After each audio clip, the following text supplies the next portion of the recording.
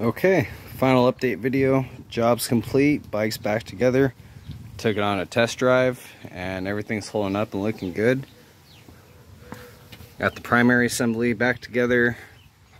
Shifter, might have to do an adjustment here to the shifter pedals, not a big deal. But yeah, we got the belt on. It is at the proper tension. Let's see if you can see that there. But what I adjusted it to, I want to say I put it just a little bit on the tight side, but still in spec. It's at 3/8 of an inch with about 8 to 10 foot-pounds of force using a belt tensioner gauge. I have a Motion Pro. I don't have it right here this moment. It's in my toolbox, but you will need that. I'm guessing the reason why it failed was sucked up some rocks and possibly the belt tension was too loose, and that just ate up the cogs on the drive belt. So now that we got that all put together, set the proper tension, everything's nice and tight, got the wheels on, set the front tire pressure to 36 psi, and I set the rears to 30 psi each. Put a quick quart of oil on the primary side. No apparent leaks. Nice and clean, that's good. I rode the bike and parked it here. It's been here for a couple hours now. So pretty happy with my work. That's always a good sign, no leaks. The belt stayed at the same tension where I set it after the test drive, which is good.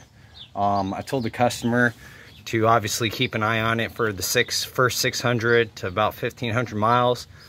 Just check it periodically, and then after you make that first, you may have to make, once the belt breaks in and probably stretches. If I'm not mistaken, a belt adjustment should only be made like typically every 2,500 to 5,000 miles. It's usually, depending on how you drive, that's where it's going to be. That's pretty much it. Got the seat on. Seat's pretty interesting on this bike. You have to take off the backrest here in order to actually slide the seat off. You gotta be very careful so you don't damage the leather or the product. Really nice bike. It's pretty straightforward. I think I mentioned that before. It is very laborious and it did take a lot of work, very time consuming. I want to say all in all, I think I got about 20 hours of labor into this thing spread out. That's maybe with like 2 or 3 actual off days available to work on this thing, and the rest of it was trying to squeeze in a couple hours after working a 10-hour shift. So it's a nice bike, it's a serious job, and from what I can see, everything's so far so good. So we're gonna go ahead and do one final check the wheel lug torque here, and I'm going to double check the engine oil, and that should be pretty much that should be it. So hopefully this kind of shows you guys what you're up against, and what it's going to take to get this bike rolling again. And yeah, so if this helps you out, go ahead and hit those comment boxes, leave a comment, give this video a thumbs up. Don't forget to subscribe to my channel. We'll be posting more videos, Harley Davidson, KTM's, Triumphs, maybe even Ducatis here pretty soon. All depends. I do want to start posting more test riding videos since I do have the opportunity.